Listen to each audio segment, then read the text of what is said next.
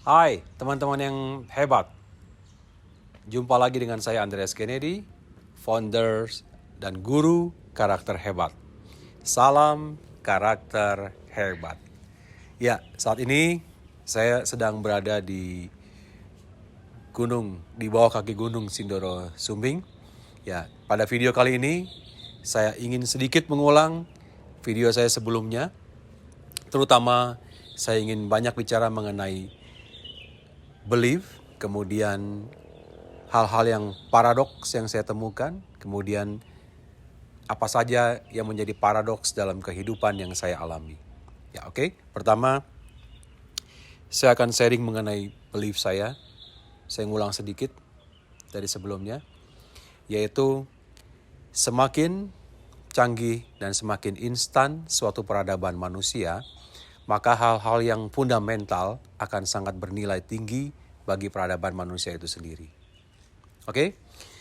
Saya ulang kembali. Semakin instan suatu peradaban manusia dan semakin canggih suatu peradaban manusia, maka hal-hal yang bersifat fundamental akan sangat bernilai tinggi bagi peradaban manusia itu sendiri. Oke, baik. Sekarang saya akan mulai 3 hal paradoks yang saya dapatkan di dalam kehidupan ini sampai hari ini. Yang pertama yaitu mengenai kemajuan teknologi. Kalau kita lihat sekarang perkembangan teknologi yang begitu cepat akselerasinya sampai dengan hari ini.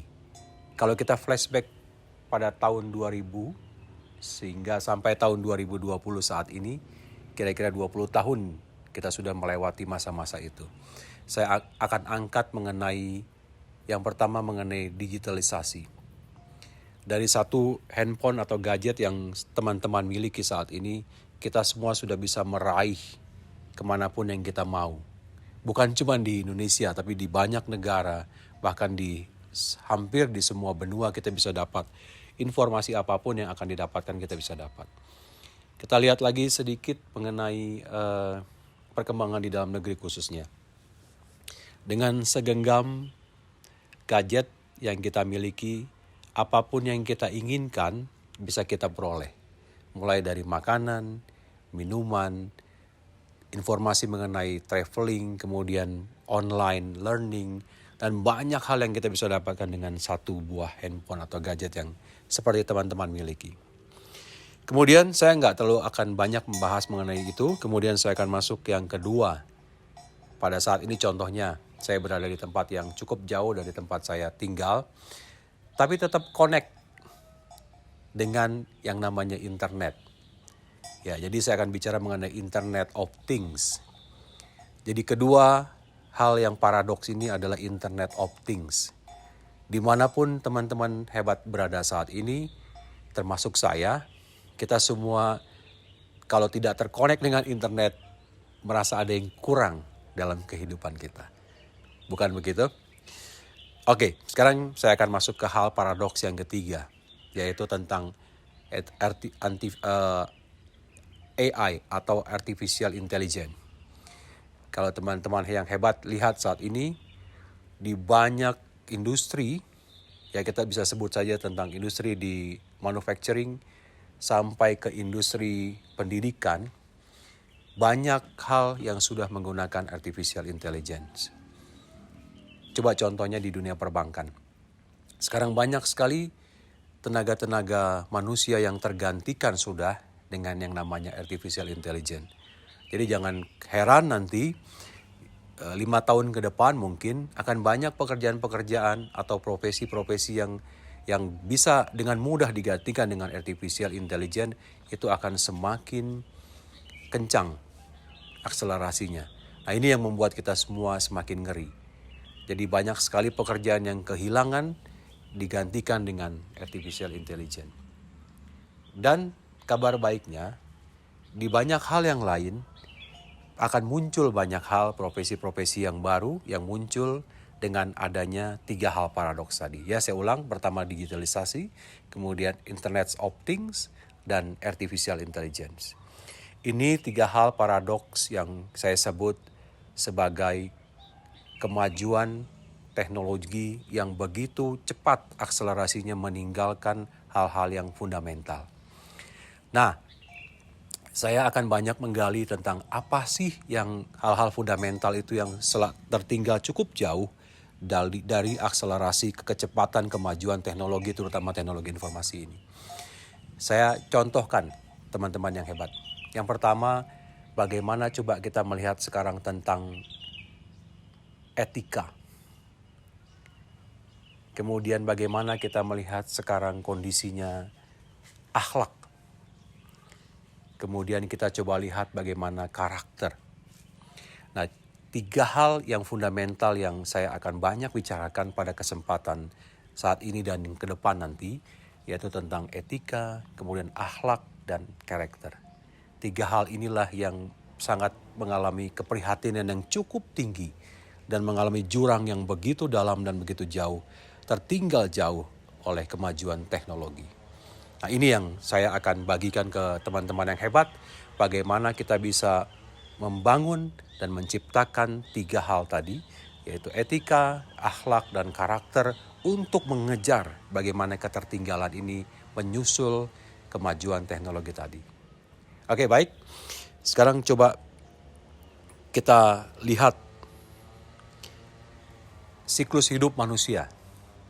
Siklus hidup manusia kalau kita bagi dengan 3 cycle saja yang paling sederhana, saya akan mulai dari manusia itu dilahirkan. Saya akan sebut dengan born. Kemudian nantinya pada akhirnya kita semua akan dipanggil kembali oleh Tuhan untuk menghadap beliau. Saya sebut dengan death. Jadi B dan D. Di tengah-tengahnya itu adalah huruf C. Nah, huruf C itu adalah choice. Dalam hal ini dan banyak orang yang mengatakan life is about choice. Ya, that's exactly right. 100% kehidupan kita ini ya setelah kita lahir, kemudian nanti kita meninggal, di tengah-tengahnya itu semuanya adalah mengenai bagaimana kita bisa mengambil pilihan, menentukan pilihan. Nah, kualitas kehidupan kita itu ditentukan seberapa sering kita bisa mengambil pilihan atau respon yang benar dalam banyak peristiwa. Nah, itulah sejatinya manusia. Nah, dalam kesempatan ini saya akan banyak sharing mengenai bagaimana kita bisa membuat atau memutuskan suatu respon yang benar dalam segala peristiwa yang kita alami dalam kehidupan ini. Nah, itulah yang saya sebut dengan karakter atau akhlak atau etika. Oke, baik. Dan kemudian,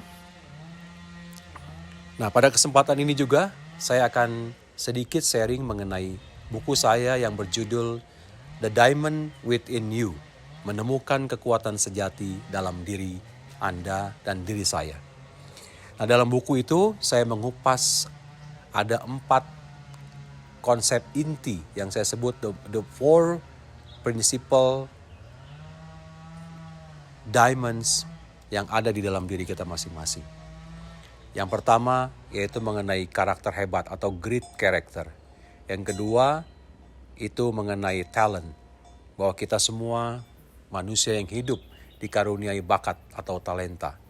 Yang ketiga adalah passion, bahwa di dalam diri kita telah bersemayam suatu passion atau hasrat atau minat kita yang sangat mulia, yang itu bisa menjadi the purpose of life kita. Dan yang keempat yaitu mengenai pemimpin hebat sejati atau great character.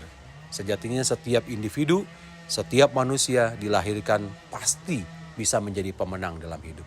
Dan 4 karunia diamonds ini yang saya integrasikan dalam model nanti dalam buku saya itu menjadi the 4 diamond core principle, the integration of 4 diamond core principle yang akan berintegrasi sedemikian rupa dan akan bertransformasi menjadi kan semua orang bisa bermanfaat bagi orang lain dan bisa mendapatkan karunia berkelimpahan berkat.